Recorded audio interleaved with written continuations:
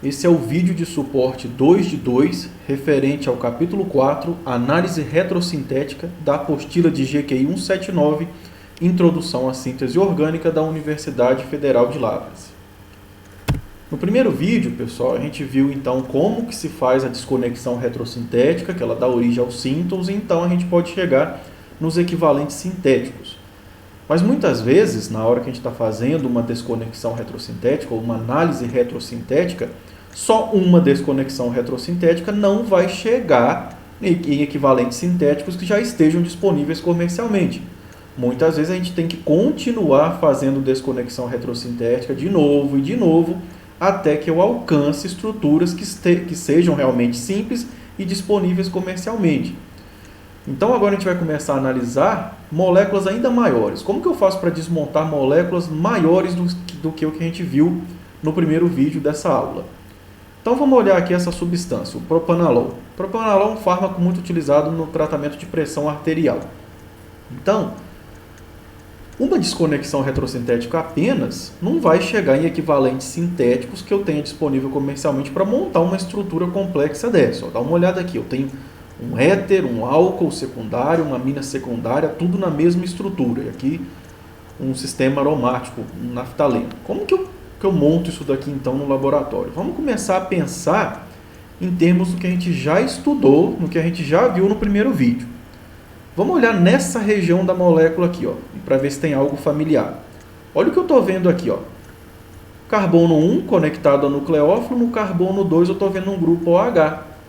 Se você viu o vídeo 1 direitinho, você vai lembrar, dá para montar isso daqui a partir de epóxidos.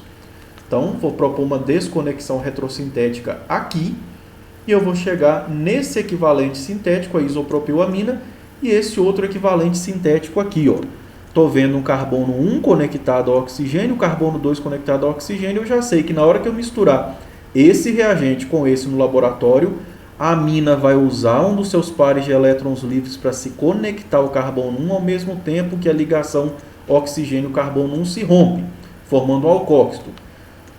O nitrogênio da amina transfere um hidrogênio para o oxigênio, formando aqui o álcool. Está vendo que eu só tenho agora um hidrogênio conectado ao nitrogênio, mas ele traz dois. É porque um dos hidrogênios acaba sendo transferido para uma base de Lewis, essa base de Lewis transfere o hidrogênio para o oxigênio, formando o álcool final. Isopropilamina eu já tenho disponível comercialmente, mas esse aqui ainda não. Eu preciso continuar desconectando isso retrosinteticamente até chegar em coisas que eu tenha disponível comercialmente. Então vamos continuar usando aquilo que a gente aprendeu na primeira aula. Vamos ver aqui desse lado, olhar aqui para esse lado da molécula. Eu tenho aqui um heteroátomo. Lembra que uma das diretrizes é desconectar ligações vizinhas aos heteroátomos, mas não aquela vizinha aneoaromática, porque é complicado fazer substituição nucleofílica em aneoaromático, como eu já comentei na primeira aula. Mas e desse lado aqui, Se eu propor uma desconexão retrosintética desse lado, aí sim. Vamos agora analisar com calma os síntons que são gerados. O oxigênio é melhor ser o síntão negativo, como nós já discutimos antes. Aqui, esse é o síntão positivo. Então eu preciso comprar algo que tenha aqui esse epóxido e ao mesmo tempo nesse carbono, que tenha algo conectado aqui que não se incomode de sair na hora que o oxigênio vir aqui e se ligar. Pensando nesse raciocínio, então, o que eu preciso ter? Se eu coloco aqui um hidrogênio, eu continuo tendo os pares de elétrons livres aqui, vai ser um nucleófilo, e isso eu tenho disponível comercialmente, o alfa-naftol. Se eu coloco aqui um átomo de cloro, um átomo abandonador que não se incomoda de sair na hora que o oxigênio ligar, eu dou origem a esse equivalente sintético, a epicloridrina. Epicloridrina agora já é um reagente que eu tenho disponível comercialmente. Então, o que eu preciso comprar, na verdade, para montar o propanolol? Eu preciso de epicloridrina, alfa-naftol e isopropilamina.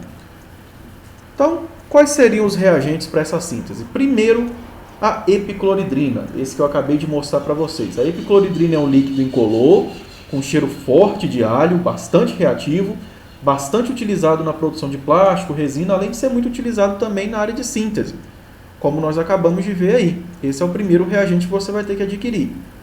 O outro reagente é o alfa-naftol. É esse sólido cristalino meio rosa que você está vendo aqui nessa foto. Muito utilizado em laboratório de bioquímica na identificação de carboidrato. e também na síntese de um monte de substâncias. Outro reagente é a isopropilamina, que é esse líquido incolor aqui bastante inflamável, que tem um cheiro muito forte de amônia. Aliás, essas aminas com cadeias carbônicas pequenas, normalmente elas têm um cheiro marcante, como nós vimos na primeira aula. Então agora qual que é a prova real? Como que eu tenho que fazer para montar isso no laboratório, para montar o propanalol em laboratório? Primeira etapa então, pessoal, nós vamos pegar o alfa-naftol e colocar em contato com uma solução de soda cáustica. O objetivo é fazer aqui um melhor nucleófilo, um íon fenolato, lembra? A base remove esse hidrogênio, forma aqui um oxigênio com carga negativa e, portanto, um melhor nucleófilo. A gente consegue ver essa reação acontecendo porque a coloração da solução de alfa-naftol muda violentamente quando você tem o alfa-naftol neutro e na forma de ânion. Quando eu coloco uma carga negativa nesse oxigênio, a conjugação do sistema muda, portanto a coloração também muda. Quando numa segunda etapa eu vou e coloco a epicloridrina, o que acontece é que o oxigênio usa um dos pares de elétrons para atacar o carbono, ao mesmo tempo que o átomo de cloro sai sustentando a carga negativa.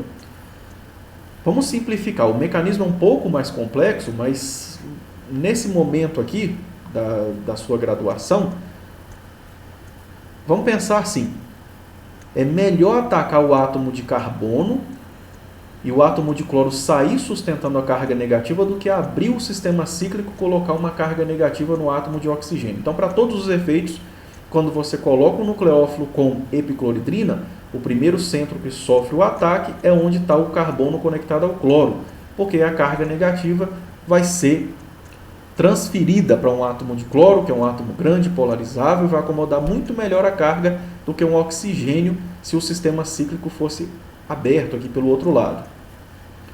Então, na primeira etapa, o oxigênio se acopla ao carbono, formando essa ligação oxigênio-carbono. A carga sai do oxigênio, vai para o cloro, um átomo grande polarizável, e esse intermediário está pronto. Num segundo momento, se eu adicionar isopropilamina, esse é o lado menos impedido do epóxido. Vai ter um contaminante onde a amina vai atacar o carbono 2, mas a maior parte vai ser no carbono 1, que tem menor impedimento estérico. Resultado: par de elétrons ataca o carbono 1, epóxido se abre.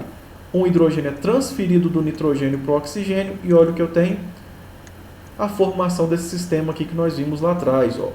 Nucleófilo em carbono 1, grupo OH em carbono 2, está produzido então o propanalol.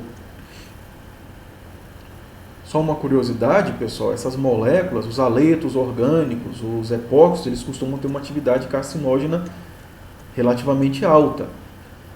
O que explica isso é o seguinte: vamos imaginar uma biomolécula com um grupo NH2. O DNA, enzimas, proteínas normalmente têm nucleófilos disponíveis.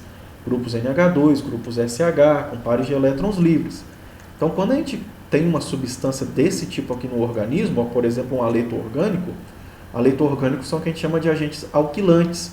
O nucleófilo da biomolécula pode atacar o carbono, promovendo uma SN2, e agora você colocou um grupo alquil em uma biomolécula.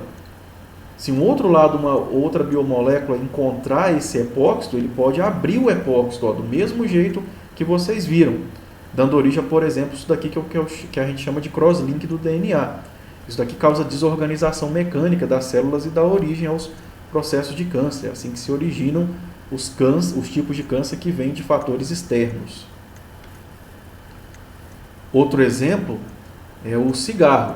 A gente já sabe que o cigarro tem uma substância chamada benzopireno, e o benzopireno, no organismo, ele sofre o que a gente chama de oxidação biológica, por um complexo de enzimas chamado citocromo P450. É um conjunto bem diversificado de proteínas que a gente tem no organismo, ele é responsável por oxidar moléculas. Por que o nosso organismo oxida moléculas? Por que o nosso organismo quer desesperadamente pegar uma molécula dessa e encher de átomo de oxigênio? Para deixar a molécula mais solúvel, para deixá-la hidrossolúvel e facilitar a excreção dela, por exemplo, no suor, na urina. É por isso que a gente tem esse complexo de enzimas chamado citocromo P450. O problema é que nesse processo, quando algumas moléculas são oxidadas, forma-se epóxido. E esse epóxido, como a gente acabou de ver, ele pode ser aberto por biomoléculas que tenham nucleófilos, por exemplo, um grupo NH2.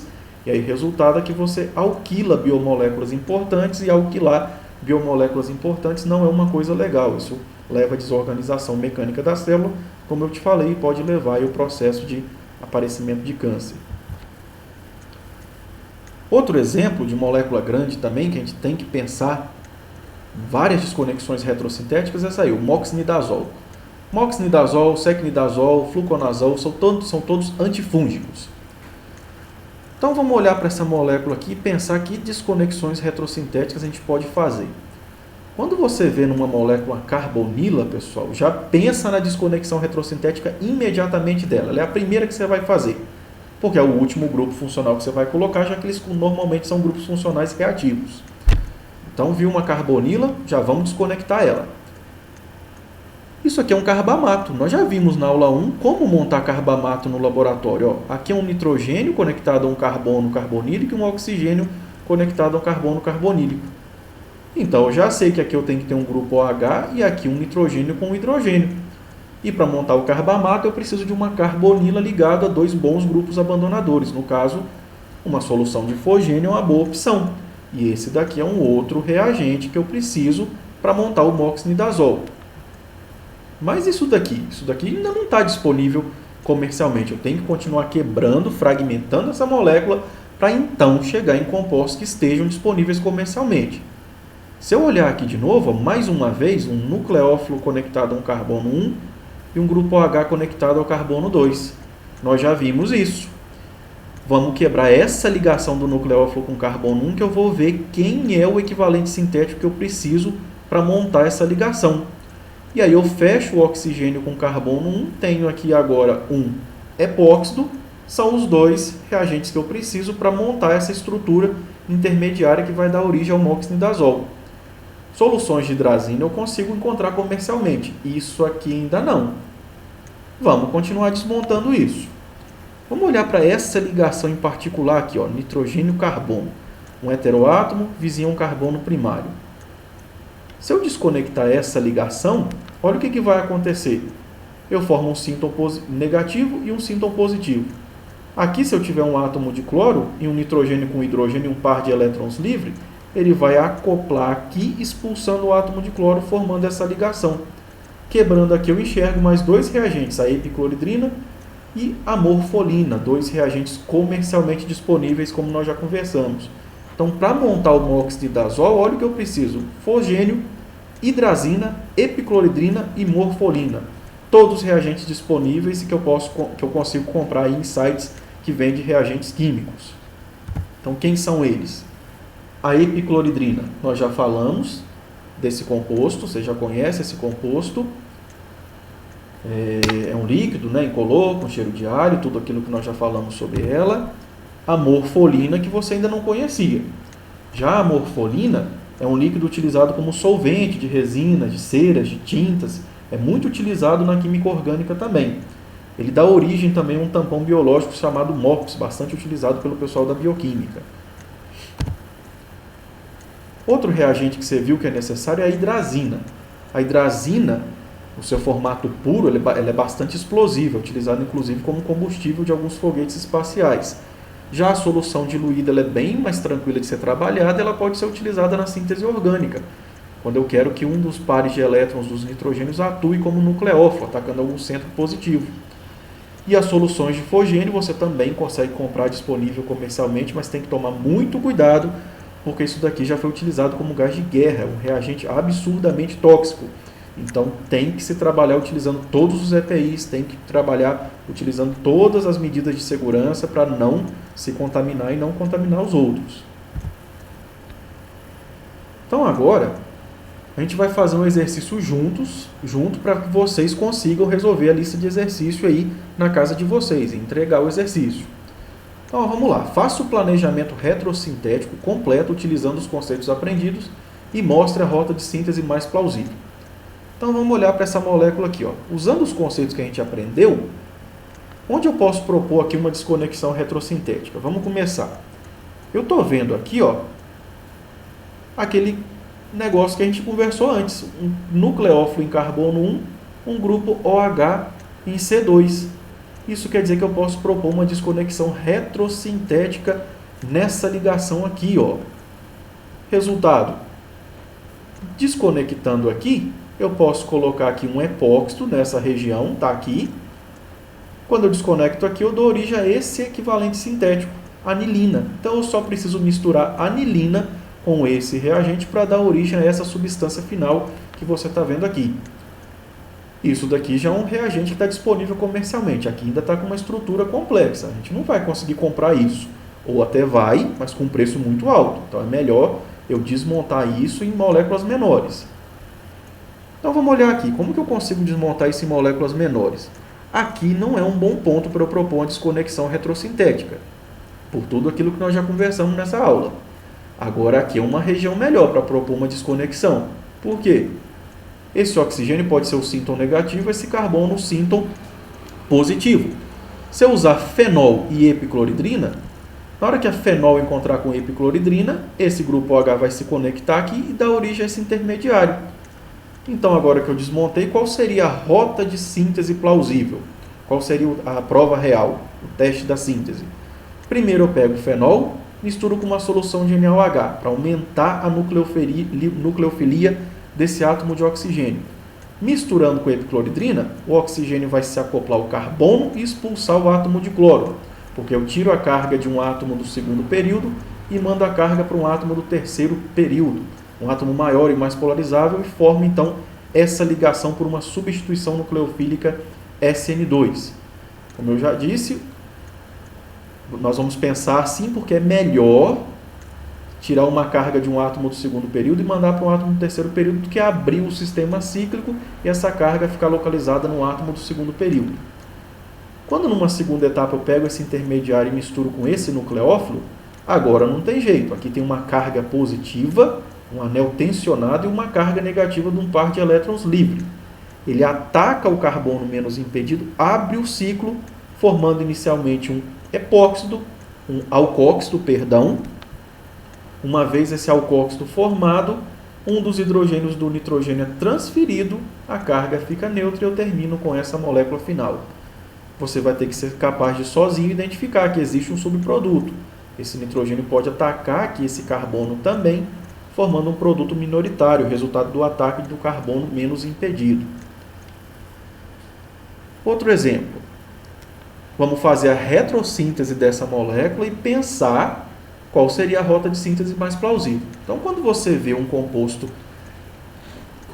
no seu composto uma carbonila, já propõe a desconexão ali perto. Ela vai ser a primeira desconexão que você vai fazer e vai ser a última reação a ser feita, porque normalmente esses grupos funcionais são reativos. Então, vamos lá. Estou vendo aqui uma amida, já vou propor a desconexão dessa amida, como nós já vimos no começo.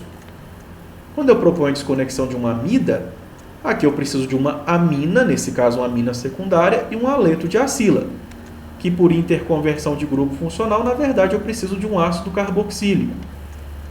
Agora vamos olhar para esse reagente aqui, uma amina secundária.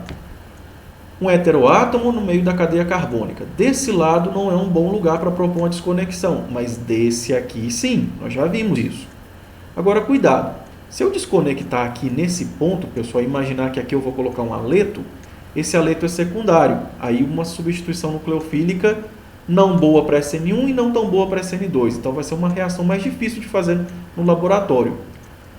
Mas para fazer aminas, eu também tenho um outro método muito melhor que rende mais. E se eu tiver uma imina, essa imina pode ser reduzida a uma amina secundária. Para produzir uma imina, eu preciso de uma amina primária e um composto carbonílico. Está aqui, essa é uma boa opção para sintetizar esse composto que nós estamos vendo aqui em cima. Qual seria a rota de síntese? Eu pego a ciclohexanona, misturo com anilina. Eu vou formar uma imina. Essa imina vai ser reduzida por borohidreto de sódio e ácido, depois, numa segunda etapa, para dar origem a essa amina secundária. Essa amina secundária pode reagir com esse aleto de acila para produzir, então, essa amida final, que é a nossa molécula-alvo, que a gente estava conversando aí aqui no começo. Terceiro e último exemplo. E essa molécula aqui? Como que eu monto isso daqui no laboratório? Mesma coisa que nós já conversamos. Carbonila já propõe, então, a desconexão de uma vez dela. Eu tenho aqui um carbamato, de um lado e do outro. Duas ligações o nitrogênio com a carbonila e o oxigênio com a carbonila. Síntese de carbamatos pode ser feita a partir de fogênio. Ó. Se eu tiver um grupo OH de um lado e um nitrogênio livre do outro, par de elétrons de um lado, par de elétrons do outro, pode fechar aqui um sistema cíclico num carbamato. Isso daqui eu consigo comprar. Isso daqui ainda está muito grande. Vamos desmontar mais. Essa molécula aqui, ó, nós já vimos no primeiro item. Na verdade, ó, primeira desconexão. Eu preciso de anilina e essa molécula, que ainda também está grande. Vamos desmontar mais. Você já viu que o melhor ponto para desconexão desse intermediário é essa ligação, dando origem a um fenol e epicloridrina. Agora, qual seria a rota de síntese para essa molécula maior? Primeiro, o fenol é misturado com soda cáustica para aumentar a nucleofilia, ele vai atacar o carbono que tem o melhor grupo abandonador. Resultado, essa ligação é formada. Segunda etapa, a anilina ataca o carbono menos impedido do epóxito, formando essa ligação e um álcool no carbono 2. Numa última etapa, se você misturar esse composto com fogênio, o par de elétrons da amina vai atacar o carbono carbonílico, dupla vai para o oxigênio, quando ela voltar expulsa o cloro. Do outro lado, como eu tenho um nucleófilo, ele acaba atacando pelo outro lado, formando aqui essa segunda ligação. Ó. A amina forma a ligação de um lado da carbonila, o álcool forma a ligação do outro. É como se eu estivesse formando uma amida e um éster, só que tudo na mesma estrutura, como nós já vimos antes, né? Então agora você vai terminar de ler o capítulo 4, vai fechar o capítulo 4, a análise retrosintética da apostila, e vai fazer os exercícios 5 e 6. E de novo, a leitura adicional que eu recomendo é a mesma que eu já falei no vídeo 1.